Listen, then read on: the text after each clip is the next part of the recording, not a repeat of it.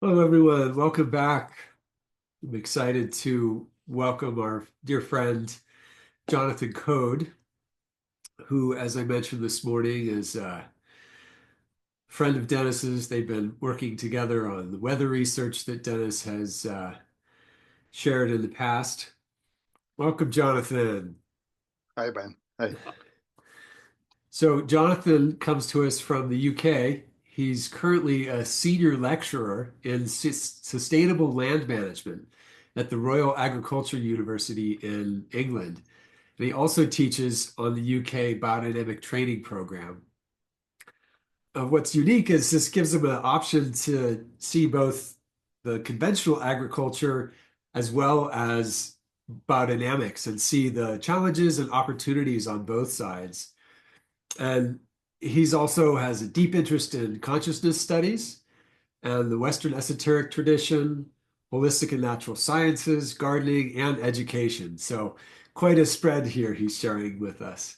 Um, he's also written a wonderful book, Muck and Mind, Encountering Biodynamic Agriculture, that explores these themes and is published by Lindisfarne Forest Books. We've got a link to that next to his profile in the on the webpage.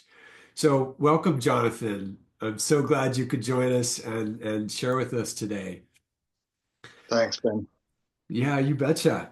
So just to kind of take it back to the beginning, how did you start with working on the land and a relationship with the natural world?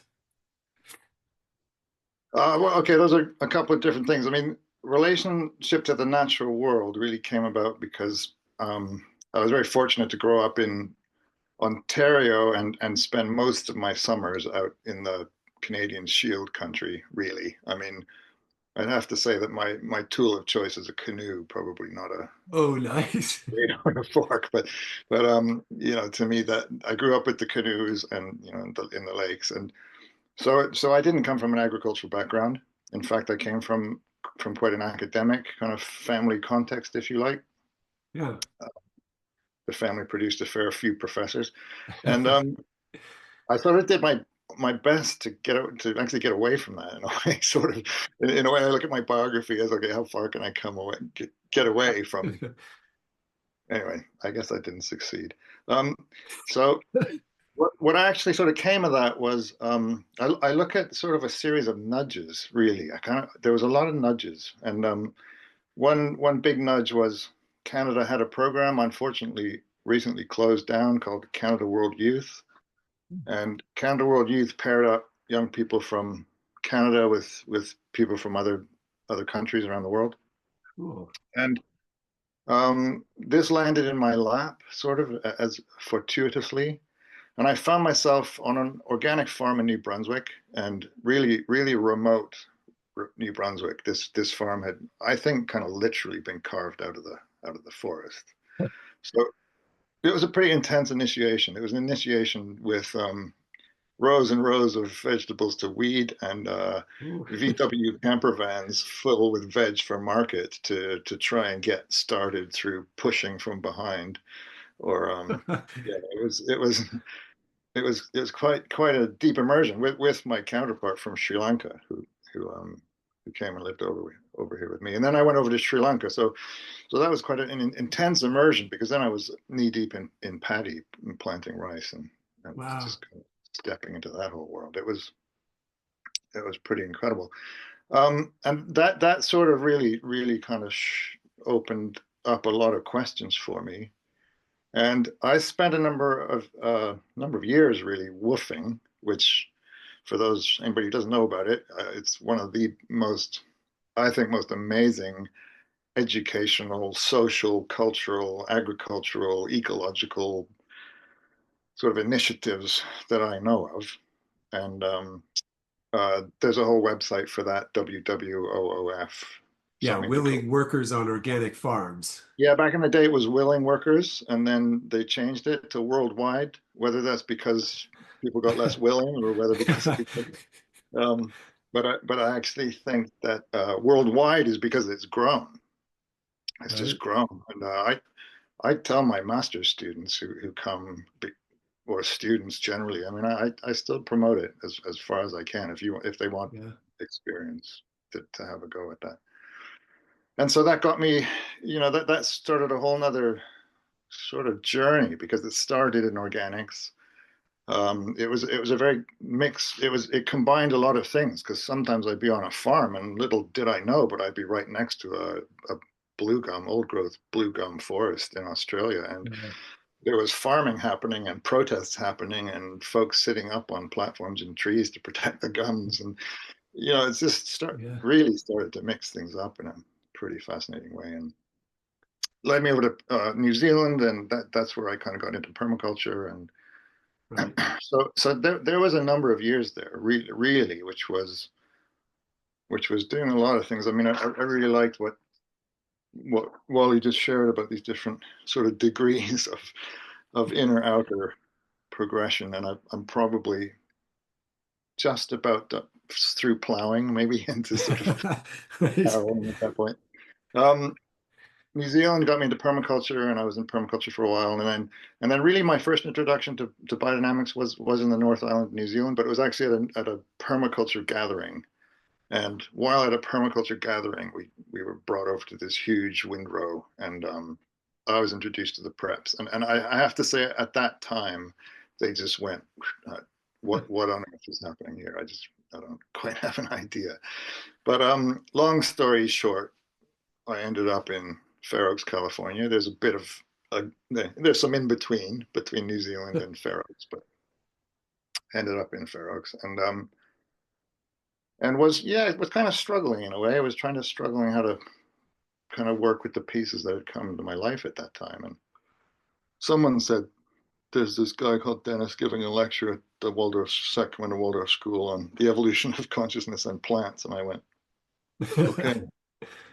And that in a way was a pivot point. That and then studying Goethean studies with Dennis was a pivot point for me in terms of the work with the land, but also this whole this evolution of consciousness, and there was a huge piece there for me in terms of what I didn't kind of know at the time. So something waking up in me, partly with the land and partly with this whole question about what is education, what is human development, what is Yeah. human consciousness, what is so there was a number of things waking up there, and to a degree my path has led me into this whole kind of cultivation of souls, a little bit less cultivation of the soil in a way. I have my hands in the dirt. I have a garden here and fruit trees and orchard, but a lot of my attention is on how do we do this thing we call education.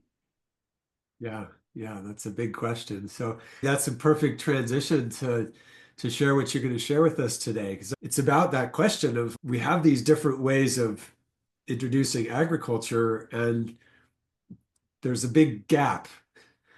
How can we start to resolve that? And I know that's kind of part of the question. So take the There, floor. yeah, there's a big gap. So I apologize if this is a little bit of a crash down from the spaces we've been in um, recently. So as somebody who works in this domain called education, there's a real tension, and part of the tension is um, in you're moving towards this kind of encounter with students. You're moving towards this space. It really is kind of a vessel. You're moving into this encounter, and on the one hand, education to me is in as deep a crisis as agriculture. In fact, I think they are very, very, very intertwined.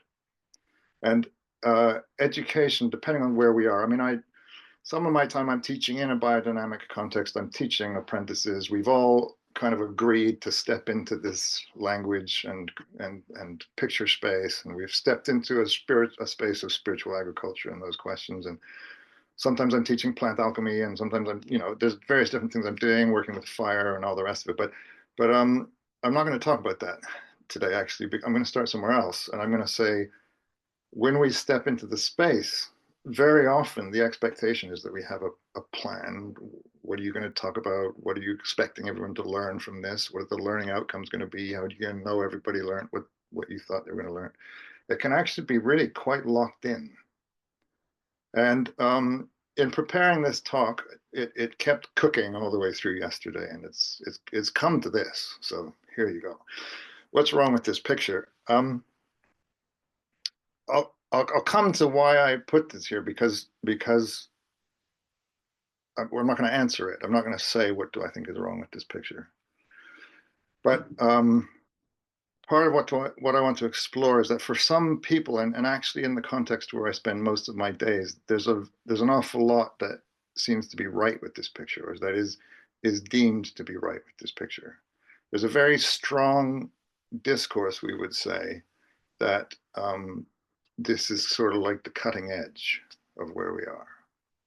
We could also say what's wrong with this picture, because in some other contexts we could say there's absolutely nothing wrong with this picture. This is the future. This is how we're going to turn this whole show around, hopefully. But I want to come into the space, and I think Dennis's article where he talks about this abstraction, mysticism, polarity is just another gem coming out of Dennis's thinking and meditation, because this is in a way where this is where I stand, and I think I step into the side of abstraction as part of my daily context that I step into.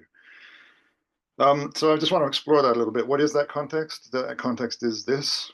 This is the Royal Agricultural University in Cirencester in the UK, established in 1845, and the first agricultural college in the English-speaking world. So it's now a university. It started as a college, and this is why do I share this context? I share this context because this is a lot of what becomes the practice on the land, or a lot of what then becomes how we steward the land, or how we approach the whole question of agriculture, does come from contexts like this. Not all of it. Interestingly enough, up until 1845, people learned how to farm. People learned how to grow well before 1845. But there's a particular history in terms of what is it that largely the children, young people who grew up on farms could gain from coming into this kind of context. That's a story that we're not going to go into necessarily right now. But I played with a few titles with this one, and actually, to me, a title I started with when I was exploring this similar kind of exploration in another context is, if biodynamics is the answer, what's the question? And I mean, this hopefully will also come out in time what I mean by that, because in the oldest agricultural college in the English-speaking world, there's no question for, I don't hear a question asking for biodynamics. That's what I'm provoked by, or that's a phenomena. It can just sit there as a phenomena. And I'll actually say in a way what I mean by that. But there's another question. Maybe it's better to phrase it: how can biodynamics be at the table in agricultural education today? That would be maybe another way to come in. But if we come to RAC, Royal Agricultural College, in 1845, and we looked out the front lawn, this is what we'd see. I mean, we really had what I think, at least, was a closer mix between the heart, the head, and the hand, and I think also the heart, the head, and the hand. And you walked out of the university, and you were in livestock fields, and then you went beyond those, and you were in cultivated land. That's not the case currently, and that's a phenomena. Currently, if you walk out, you probably you're carrying a rugby ball. Now, the university's motto, caring for the fields and the beasts, there you can have that in Latin. I did my final year of school in Latin, and that's another picture of what's carried on from that time. Arvorum cultus pecorumque would be my stab at that. But caring for the fields and the beasts is this motto, which is a very interesting motto to just kind of keep there. And actually, there's a piece of work I'm doing right now just to kind of help remind us that we had this notion of care there from the beginning. So this is my artistic license moment. This is my sort of playing a little bit, but in the 1800s, the agricultural landscape in the 1800s, complete artistic license taken granted. But to me, what's interesting is the horse is present in the landscape. The willpower is within the animal domain. The willpower is within the human domain. Multi-generational, multi sort of engagement levels of engagement in the agricultural landscape. Um, it's this is open for critiquing, if you like, or for saying, well, what is actually going on here? But I think it's fair to say animal animal muscle is crucial, human muscle is crucial, human collaboration is crucial. There's a lot that we can say 18 in the 1800s. This isn't the UK, but this is America. But by the time we come to the 1920s, 1924, Steiner's giving his agriculture lectures. We're seeing the animal in the landscape, but we're also seeing this new arrival. And I can always remember Dennis gave this beautiful picture of a John Deere tractor, not here yet, but the John Deere tractor comes on board and it starts to get, 50, 60, 100, 200 horsepower, what it is. And this incredible imagination of, well, what would it actually be like to sit there in the seat with your reins on 200 horses as an imagination. But of course, what is actually happening is the opposite. The animals coming out of the picture and the human beings coming out of the picture as well. This is the university, 1930s, 1935. We still have this very strong imprint of the animal and the human engaged with it. I've only recently come across these images. It's yeah, they tell a story, and they tell a story of the engagement of the human and the animal with each other and with the land. Interesting. Picture here might bring memories back to many of us of our hours spent in chemistry lesson. You can almost smell the chemicals, but this is also what's happening is that the so-called natural sciences, we could almost say the hard sciences, are now becoming increasingly wed with the agricultural, the study of agriculture, and as we well know, the whole practice of agriculture. And Dennis's picture of the tractor and what he shared as an anecdote. I'm not painting a picture here of doom and gloom, but they are really important, I think, phenomena to say there is a shift here, and there is a shift into greater mechanization. I'm not going to go through all of this in detail, but it's a development, or it's kind of a morphology, really, to just see ever more how closely the machine, or how closely the different types of power and motive force and all of this is starting to come in, which is of course increasing productivity and increasing the level of output we can have, and with this the landscape is changing. So land is a huge question in this whole story. And we know that as we move further into the early 20th century, we're starting to move from animal manures. We're moving into the Haber-Bosch process and the fixing of nitrogen, and and there's a story that we're both very familiar with.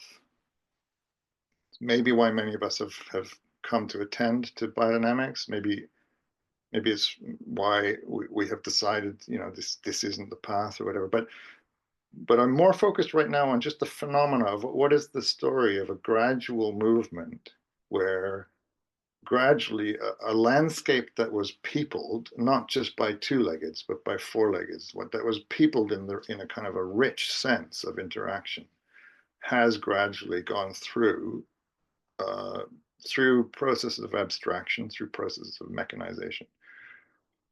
Um, and it continues. So a lot of students at the university that I work in, not something that I actually am engaged with that much, but now a lot of the students will be learning about this approach to agriculture, precision agriculture. So now the a student, to go back to Wally's picture of development, I don't even know now if we're still in farmer. I don't know where we are to a degree. Are we still farming, or or I think we've kind of gone way off into this space of what Aristotle would call techne. Into we've come really far off now. I mean, literally, I'll have a student who can tell me that the student in the cab of that tractor is probably on whatever they're doing, TikTok or whatever it is. They're not. They don't actually have to attend very much to what's happening because the satellite is doing the reads of the levels of nitrogen, potassium, and phosphorus in the soil. That's the different colored space behind the tractor. So not to be able to unpick it precisely, but you can imagine red being the field need for phosphorus in that space, and the green being the field need for nitrogen in that space, or whatever it is. And the tractor is linked through computer chips and technology to be able to apply the precise amount of mineral synthetic fertilizer to each square meter of soil. So there's this, if you like, in terms of a particular discourse, this is the cutting edge of agriculture. And the cutting edge of agriculture is we're not over applying nitrogen anymore. We're not over applying phosphorus. Some of the soils where we are in the region where I am right now are very highly sensitive to phosphate loading. Many of our rivers, we have the not very honorable reputation of having some of the poorest water quality in Europe in our rivers, partly because of agricultural practices. But this story is there's no animal, there's not a horse to be seen. There is no animal animacy through the animal here. There's one person, and there's one person in that tractor doing thousands of acres. And there's I'll come back to the satellite in a moment. So the story that I'm exploring partly in the context that I'm in, and I'm not again wanting to I'm not wanting to necessarily judge, but to just observe that there has been this trajectory, if you like, and the trajectory continues, and that continues now into research that's happening around me, which is it's called lab grown meat now. It's called cultured meat. It's got the terminology is changing. The packaging is something worth attending to because there is a silhouette of a cow on there, but it doesn't come from an animal. It doesn't come from the kind of processes that Matthias was describing, or it definitely doesn't come from a Devon Strong honoring of a sentient being and the giving of life. These are grown in petri dishes. I think the first burger that was created in this way cost about $20,000. I think it was not just a quick trip down to have lunch. This was there's a lot goes into this, and again, it's a phenomenon that I'll come back to in a moment. And then there's a picture here that I started with is what's the problem here now?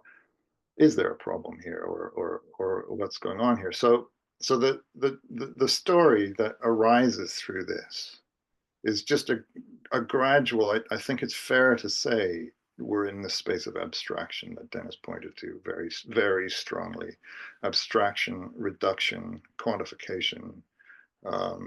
This is what allows us in a moment to even remove the human being from the middle of that picture and just place a robot there. So we're mastering on the one hand soilless, soulless, lightless agriculture. And there is money behind this. There is immense resource behind this. And there's immense resource this, and there is a kind of a justification for that resource if we want to find it. However, with precision agriculture, we have a kind of a pseudo-cosmic agriculture. It's happening through a satellite speaking to the tractor, to the silicon chips in the tractor, to the soil. It's actually, it doesn't reach the cosmos in the way that we would probably talk about it in biodynamics. With hydroponics, we have this phenomena of soilless, and soilless in some of the discourses promoted as a benefit, We now don't have to mess around with soil. In a way, you could almost say we don't have to get dirty anymore. We can just and actually there's with cultured meat.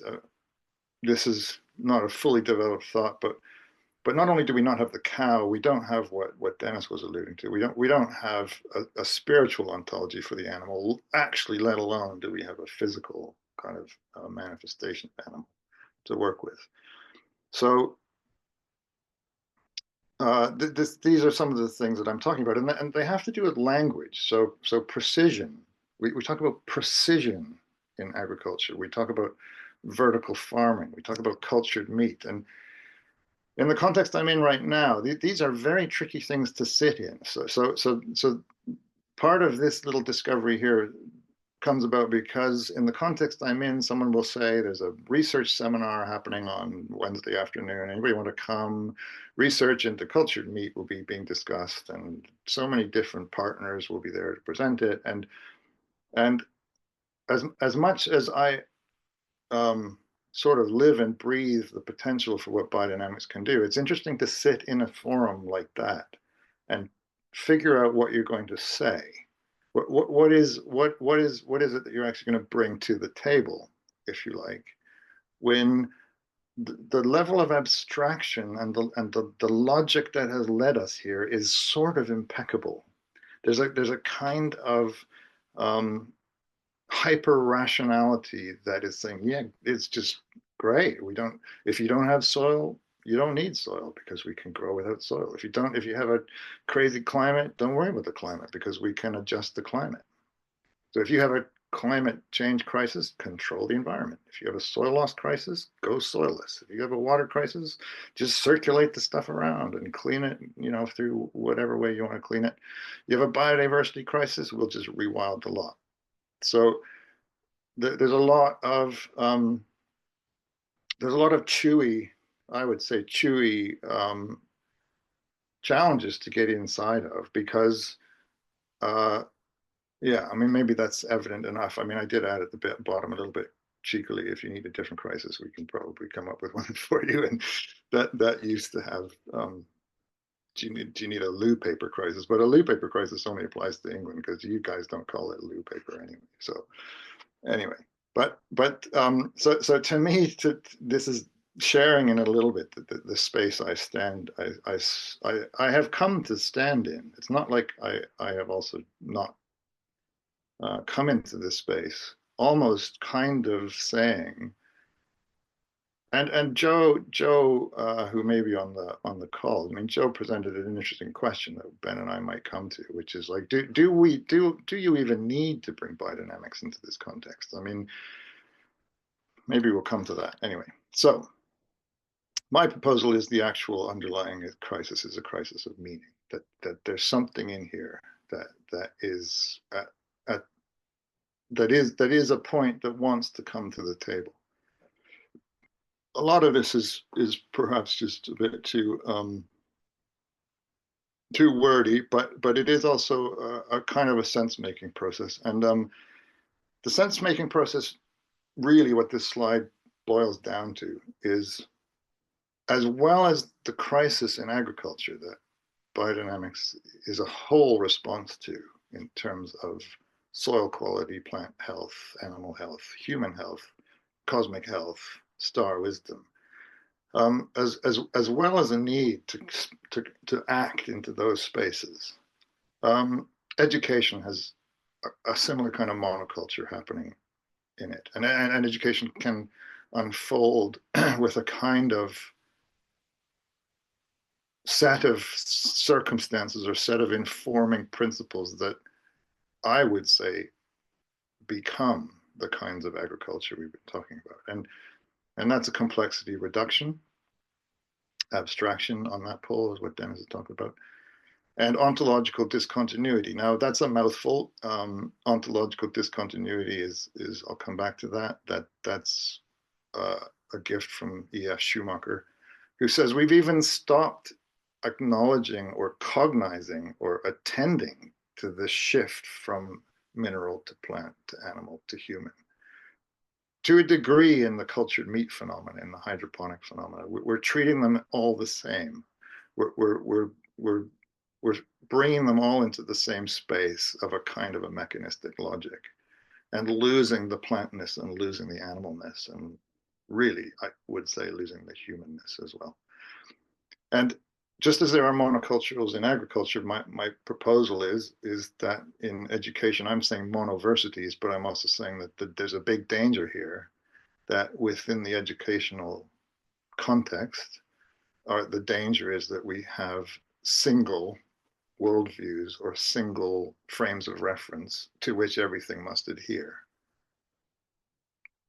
Open for that to be dialogued. So what I come to in this, and hopefully this is not too fast and indigestible, but it's also just part of a kind of postcard from the strange realms of agriculture, conventional agriculture. Is my postcard is mutual developments in the educational and agricultural organisms have led to the products of radical reduction and abstraction being seen as normal. So developments in the educational and agricultural organisms have led to the products of radical reduction and abstraction being seen as normal.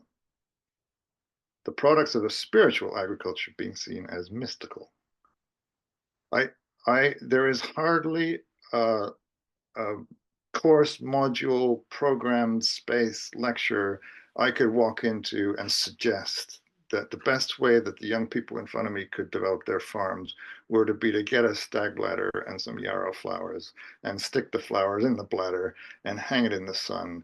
And I just would not be able to do that really. And so the question for me is why not? And the question for me is what is there a discourse? Is the equivalent of starting to revivify the soil and reconnect the plants to the microbiology in the soil and to the heavens? What is the parallel? So part of what I address in Muck and Mind is just this. On the bottom left, we see the EnviroPig. I ask students about the EnviroPig. Are you cool with the idea that we took a pig and we crossed it with mice, genetics from mice and E. coli, and you're okay with the fact that we now have a pig that is kind of mouse-ish in that it can eat corn, basically, and not create highly polluting effluent because like the mouse, the pig digests the phosphates up in its upper digestive tract. And that to me is not normal. It's not normal to take mouse, pig, bring them together. It just would not happen in nature. One doesn't even want to imagine it happening in nature. And to get an EnviroPig. But from that point of view, there's a kind of a logic and kind of a way of being that for a lot of people that isn't problematic. What is problematic is yarrow flowers and bladders and hanging them up in the sun.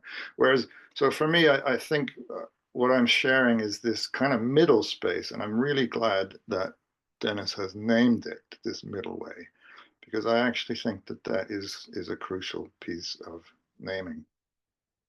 So how do I address this? How do I address this conundrum of stepping into an educational space, which from Steiner's picture of the threefold social is the space of freedom. So how do I well, this is why I have the word invitation. How do I invite a way to actually reflect on movements in agriculture that are actually going beyond soilless, soulless, humanless? I mean, that story hasn't finished yet. From where I'm sitting, that story isn't finished yet. But how within that context can one invite a rethinking, a reimagining, a re-souling, and some of that's happening. You know, the re word is out there well and strong, whether it's in rewilding or regenerating or revitalizing. There's a lot of kind of re-happening. There's very little re-sacralizing. There's very little sense that really was there wild, and was there wild without humans, and was there wild without humans who had a sacred relationship to the space they lived in. And this is where I think for me, I do think that in the educational space, we are gardeners and we are plowers and we are harrowers and reapers, to come back to that analogy, because it's got that kind of quality to it. I put Schumacher's Guide to the Perplexed up here because to me it's a very potent invitation to invite a rethinking of that. What other parts of invitation do I work with in this context? Again, I'm not talking about teaching in a biodynamic training. I'm not talking necessarily about teaching in a plant alchemy context, or I'm talking about what is the context that I'm in and what is the kind of process that I invite. Um, Stories is a really big one, and we've had come across this notion of stories before. And I had the opportunity. I met somebody out on an agroforestry farm who introduced me to the people from the Gaia Foundation who put together this exhibition on small farmers from around the world. And this exhibition hung in London. And when I met this person, they had an exhibition complete with incredible images and stories of small scale farming on a global context and nowhere to hang it. And I said, I have somewhere where you could hang it. And so in a university with students moving through it every day, with no story being told, all of a sudden, all of our lecture rooms tell these stories of small scale farmers from around the world. And it's an invitation. It's not a screen flashing and changing images every 30 seconds because it knows you only have 10 seconds before you're on to something else. They are powerful photographs of this connection to the land. And so for me, that's one way of doing it, is what stories do our walls tell? And can those stories also start to invite? So that's, if anybody ever comes to the university, it is also now, it is an exhibition space, so that we can start to say, well, how are we producing our food? Some of them came down, some of them were a little bit edgy, perhaps, because some of the pictures were quite strong. I think Che Guevara came off one of the walls due to a particular sense of dissatisfaction, but that's a strong part of the invitation. Another one for me is that in the UK here, we do have some remarkable biodynamic farms. We have some great practice. And so for me, one of the strongest invitations is to keep bringing people into different farming contexts. So if I want to take them into a dairy in which the cows never go out, in which all of the feed comes to the cows all the time, in which any cow that doesn't fit that system is culled instantly, let's go visit that system. And let's talk about the fact that it's being praised for its sustainability credentials, because all the manure is going into the biogas digesters and all of the biodigestion is producing electricity, and isn't this wonderful? But your cows aren't ever going out at their own concrete their whole life, and there's just there's a phenomenological question that one can ask, just as there is on this farm, Rush Farm, up in Worcester, which is run biodynamically. That's that wheelbarrow full of 500 is what we just did in the autumn. Went up there to do 500. So because the head and the mind and the intellect is so well established in its ways of operating, even or possibly within the context of the university, it's very difficult to actually come in through that pole. A lot can happen through observing the animals, watching, just being in the context and saying what's happening. Rush Farm is also very interesting, and that's a whole other conversation, but it's very interesting in the notion of land ownership. England is not only the home of the first agricultural university, it's really in a way where the Enclosures Act came into being in the 1700s. It is really the space in which putting the fence around the land and saying this is mine and all the rest of you guys have to keep off it. I mean, this is also where this started. So we have a long lineage that has had global impact on my land, not this land is my land, this land is our land, this is my land. And this is a very interesting space because the farm is put in a community benefit society. It's owned by the community. It's owned within a framework of the Biodynamic Land Trust. So the Biodynamic Land Trust has placed it in trust to be farmed biodynamically in perpetuity. It says this land, and this is a really crucial piece right now because what's happening in England, if anybody's paying attention, is farmers back in Westminster again protesting against changes to how farms are going to be passed on from generation to generation and kept as farms. That's the biggest question that I see around the globe is, are farms going to be farms or are they going to be housing estates? And there's a lot of different kind of edges that we're up against here. So that's part of the invitation is to walk and observe. And there's a number of good farms around here. This is us on Rush Farm with students just a couple of weeks ago. And you know, there I have to say that that is one of the most potent invitations I know is to come into the context, to eat the food, to see how the farmers are actually interacting with the animals and the land, and that goes a long way. Why is this slide here? I mean, this slide here is possibly because this set of lectures by Steiner, Human and Cosmic Thought, and that's not the book. The book on the left, my left, is The Metamorphosis of Plants by Goethe, but the image on the right comes from, it's a slightly abbreviated version of a picture that Steiner gives in Human and Cosmic Thought. That actually the challenge isn't to, let's say, have only a spiritual outlook or to move to the home of spiritism and say, we have it all wrong here at RIU. We should just move the whole thing over to spiritism. Right? Actually, what it says is I would say we've done pretty well with getting to grips with materialism. Let's start to broaden this thing out a little bit. Let's start to explore how we open this up. And that to me is very possible. So there's lots of different things. You've mentioned Robin Wall Kimmerer. Well, braiding sweetgrass is moving in ways that is remarkable. So I went to the Hay Festival and sat in an audience with 1,000 people rammed in there to listen to Robin Kimmerer, and also the other farmer up from up north who wrote English Pastoral, another fantastic book. So that's in a way why originally the talk was called Biodynamics in the Language of Animacy, because Kimmerer offers us this incredible picture of languages of animacy. And to me, in the agriculture course, I think it's a really interesting set of lectures. If we read it as languaged in languages of animacy, not languages of stuff, that it's a really kind of becomes a phenomenal book in that way.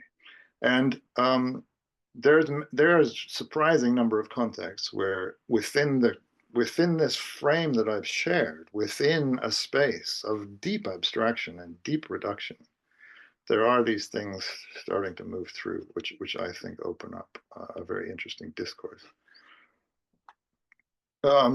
Whether I talk about this slide or not is a question. I'll just say that I've already given this kind of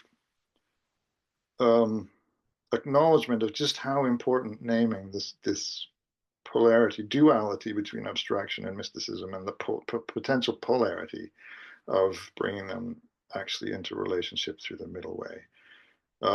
Just to give context, the image on the left is this phenomenal display in the botanical gardens, in the museum in the botanical gardens in Pisa, where when the botanical gardens is started, what's happening is the botanists are doing meticulous replicas of the dissections of plants in wax.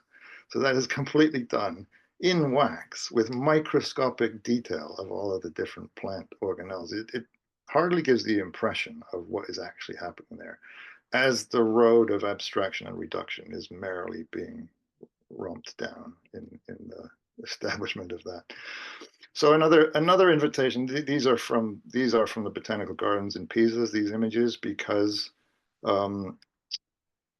what is starting to happen, I'm about to, in a week or two, I will present at the Royal Agricultural University in a research seminar. I will present this whole piece of a phenomenological approach to the study of the plant.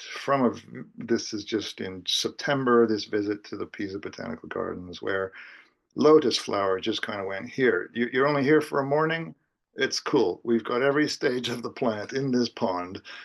You can just kind of step from one to the other and have a morphological sequence that is really phenomenal. This is an abbreviated sequence.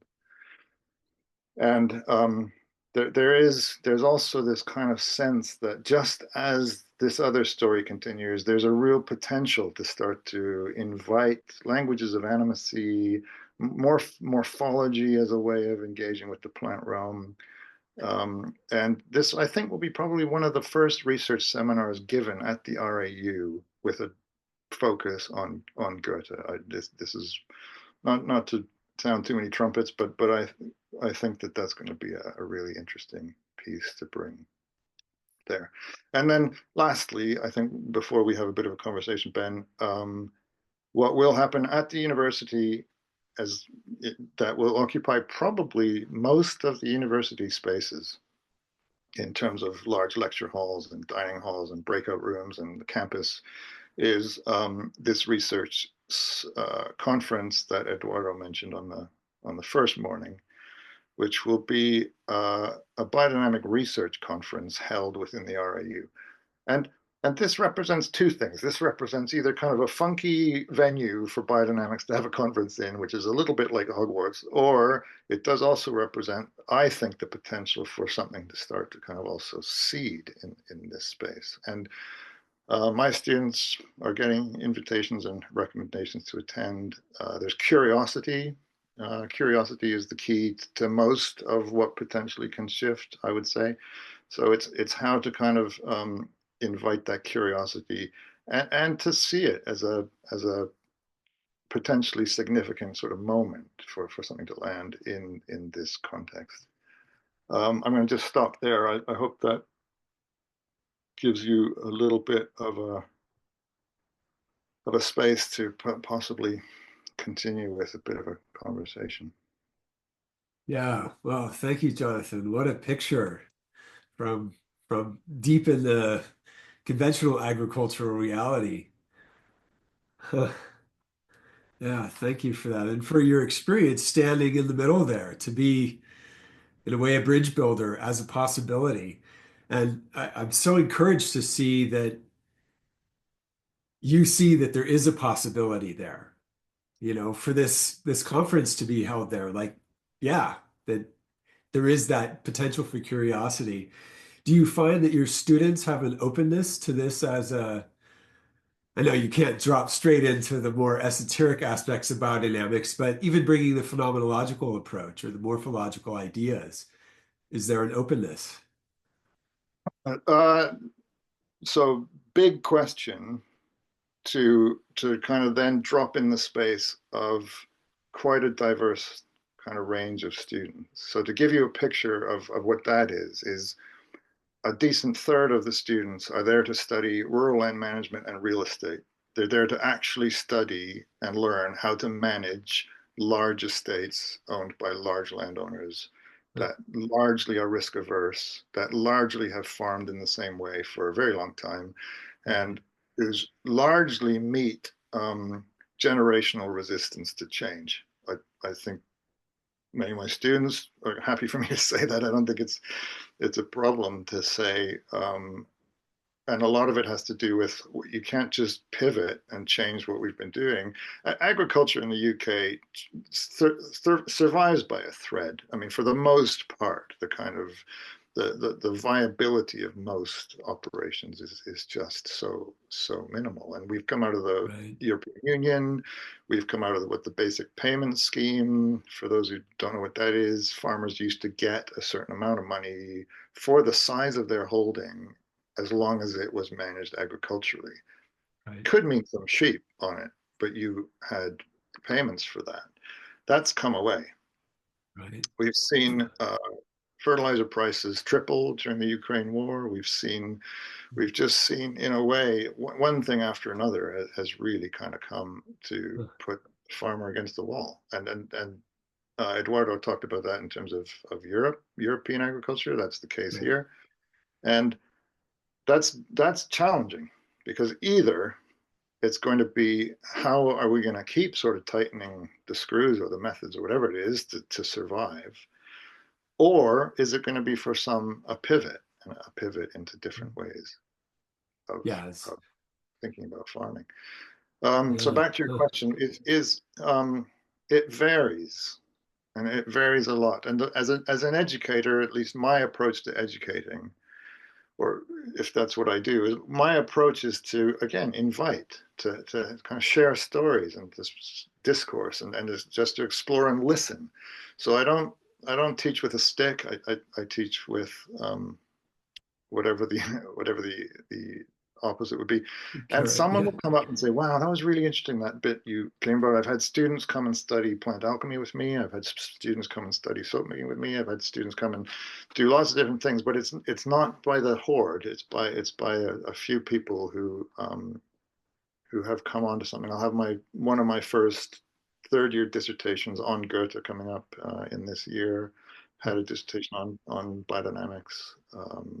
It can there it's you don't look for the huge Yeah. The the yeast big you're looking turnaround. for, not Yeah, the wheat, not the yeah. flour. But you are looking for the yeast. You are planting seeds because at the same time, if land ownership stays in the way it is, whatever. But at the same time, there is a generation and there is generational change. There are Yeah. young people are coming through with different ways, different desires to do things differently. And in the background, they might have hundreds or thousands of acres that they steward Right. potentially. Huh. So it's an interesting space to be in. I mean, anybody who's taught knows it's a little bit like gardening, and you're putting seeds out. Yeah. Yeah. I reflect on your point that the most powerful influence is them to going to the farm. My experience with teaching is that experience is the teacher. Like I can talk all I want, but feeling the vitality in the plot. I wonder how does that translate in your mind to questions of scale? Because I think we're at the point now where enough of the earth is coming under this kind of Franken agriculture that you're describing. And how do we scale these ideas of biodynamics? Or is it, a return back to those small farms? Do we need the solar flare to knock out the internet? People to get off TikTok and go, oh, right, I need to eat and I want to eat live food like Anthony was talking about. Not just food that is soulless, really. That's the health. Uh, Huge question. I am right now running a module called Small Scale Farming and Local Food Supply, and every year we come around it, and it's one of the most international modules. So scale means something different in every context.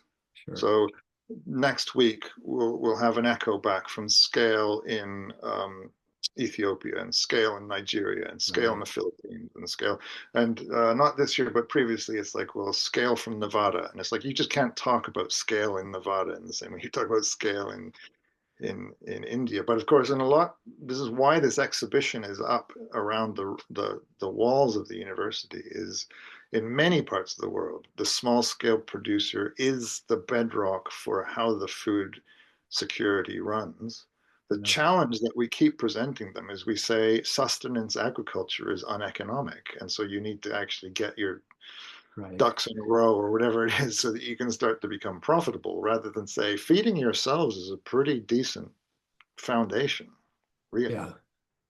But this is some of the stuff that we're still wrestling with is to say what is the appropriate scale and scale and context have to go hand in hand. So a scale in the northern part of the country here in the hill country is different than scale in the east where a lot of the wheat is grown or Right. scale out here where it's very hilly and all the rest of it. But that's not to dodge the question. I think we need a mosaic of different scales and a mosaic of different practices because the soil is different, the Right. climate is different. we think about that in North America in large scale, but in England, the climate and the soil and everything changes in a remarkably short distances. Huh.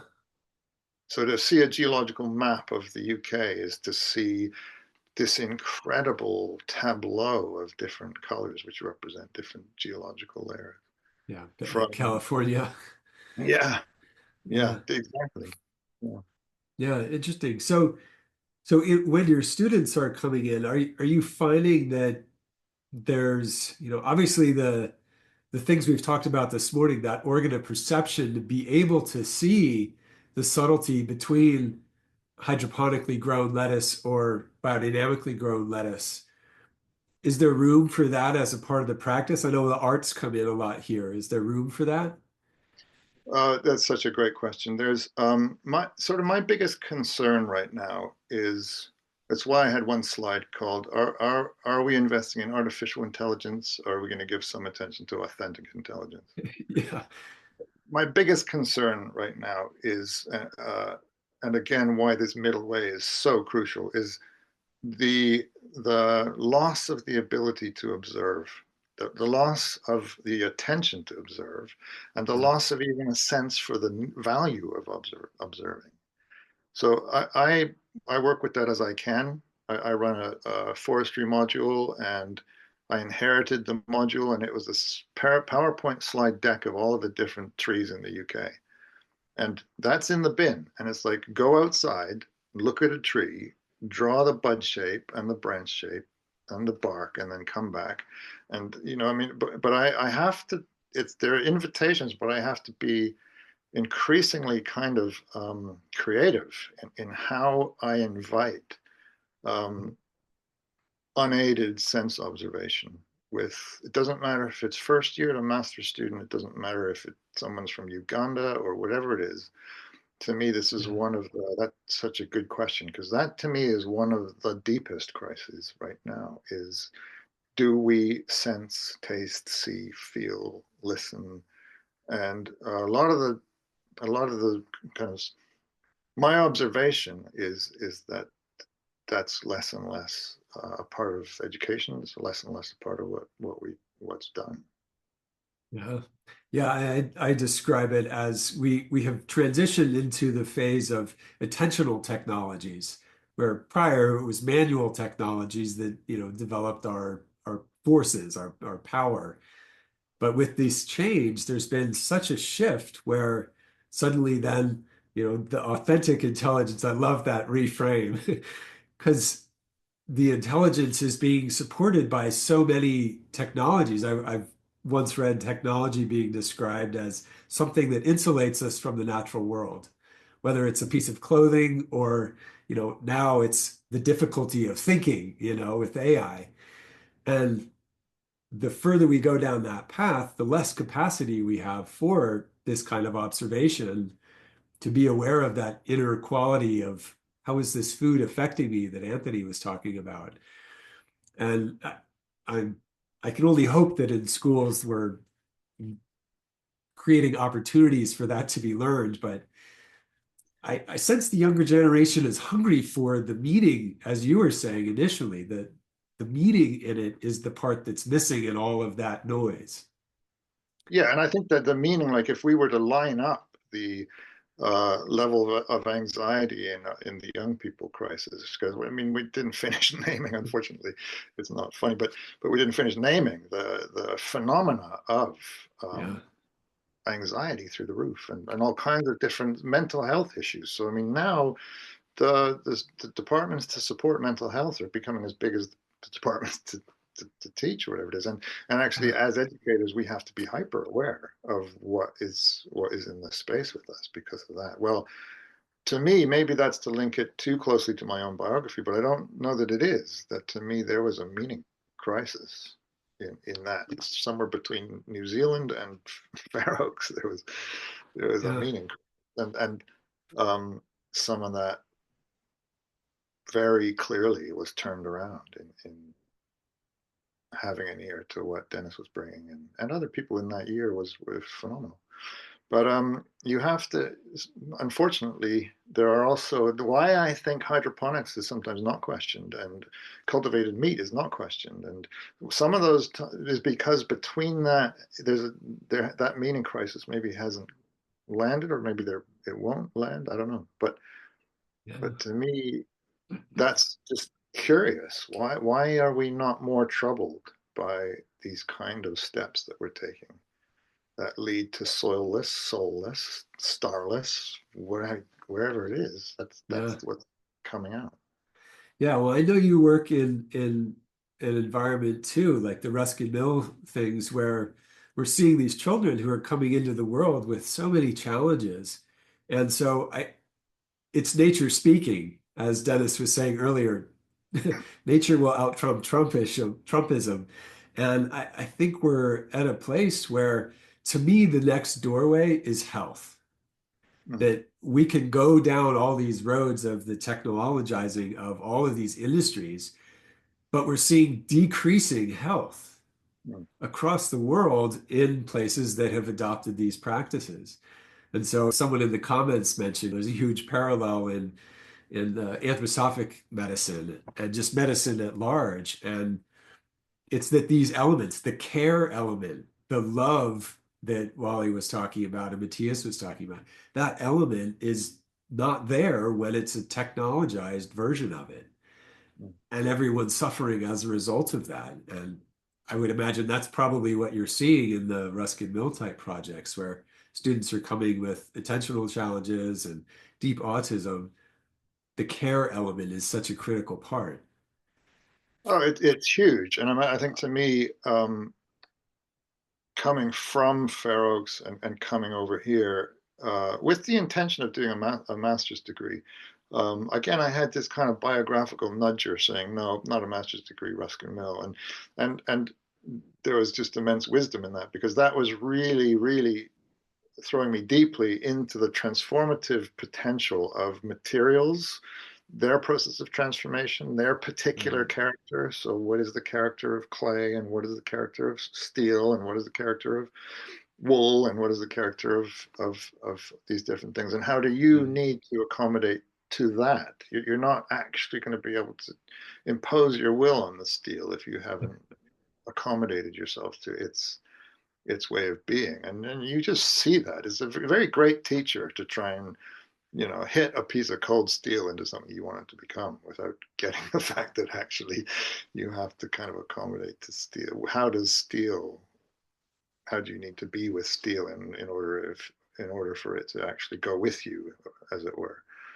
Yeah. And the power in that was those young people had already had enough experience of education and teachers, and often adults, that you really wanted the materials to do the teaching because Yeah.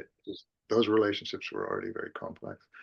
And materials, but also plants and animals. I mean, a colleague of mine, Ed, is just a genius with how the different characters of the animals meet a different character in a young person in their own biography and what can happen there. And profound change can happen in the relationship Yeah. between those. When one sees that kind of conjunction, if you like, and along the way there can be some fireworks, but or not, or there can just be a non engagement. But that was a profound chunk of time. And I don't think I could be doing what I am now in a higher education context without that deep dive into both the alchemical work, Mm. the those principles go through everything. And even if I don't speak an alchemical language or an anthroposophical language or an four element language or whatever it is, those are coming through what I'm doing in a context in which there aren't ears for that language necessarily. Yeah. But you don't, but that's sort of by the by because there's enough different things to work with that says you still bring. I've been asked to do a piece of work for the universities as a whole for its educational kind of philosophy, and there's not languaged in a language that we might come across or feel recognizable in the let's say, the biodynamic space, but it is there because of the lawfulness of duality and polarity and quaternity and Right. quintessence and things like that. Yeah. Yeah. I think that there's this opportunity, like you said, sharing the stories, whether it's through an image on the wall or some such, to help that curiosity, that human impulse for that. Even if it's a TikTok on it, I've been exploring that as a possibility of like, Yeah. do I put a short video up and maybe that's enough to engage this mind that's hooked there to say, I have that question. That answers some itch that I've been experiencing about meaning. And so there is a doorway, but it needs to be It's how we carefully invite those. threaded. Yeah, I agree, Ben. I think it's how we invite those and how we invite the questions. I mean, this to me is such a key, is how do we, I start with 90 something first years in a room and 90 something first years who, for the most part, have not been invited to ask their a question, not just a question, but a question.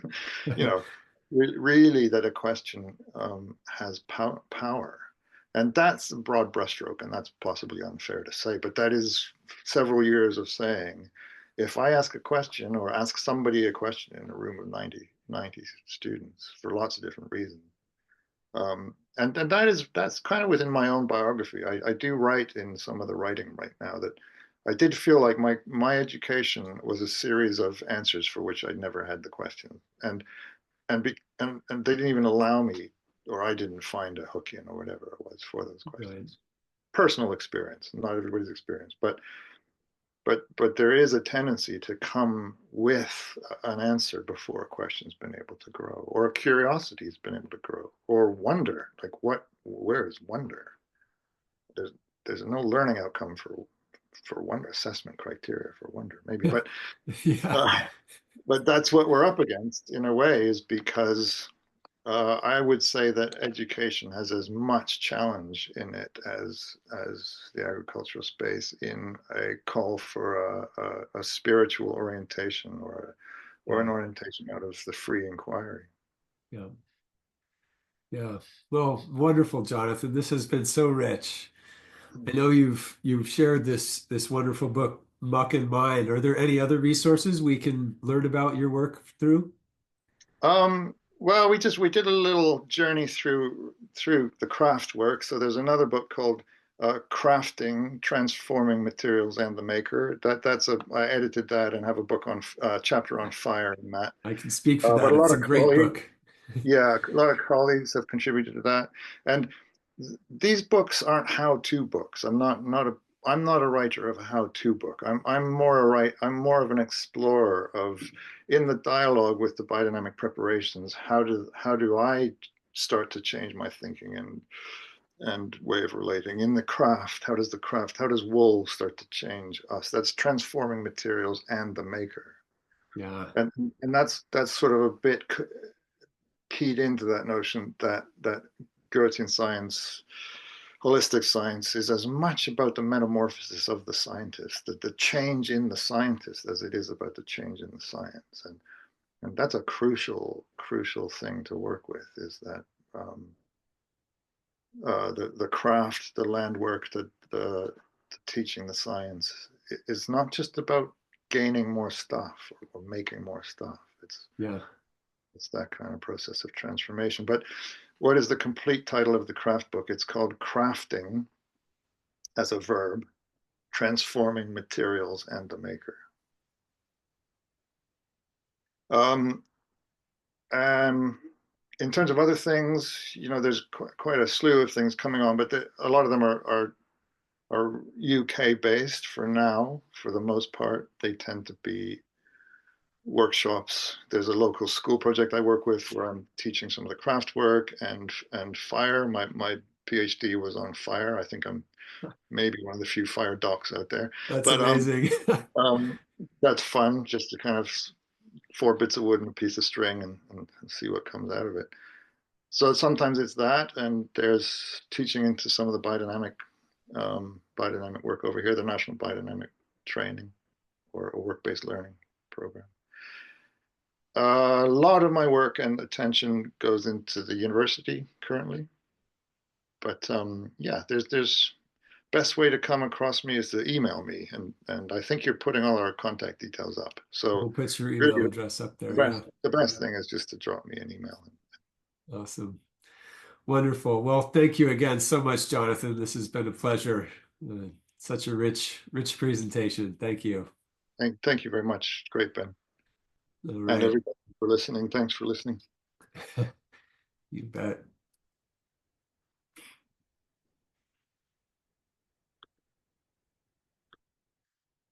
All right. Wow. Such rich shares today. My mind is reeling. I have more pages here that I can know what to do with notes. But thankfully, we'll have our recordings to delve into this wisdom more. So we're going to have Carmen Herring sharing with us next. She's a physician and osteopathic medicine and neuromuscular medicine practitioner.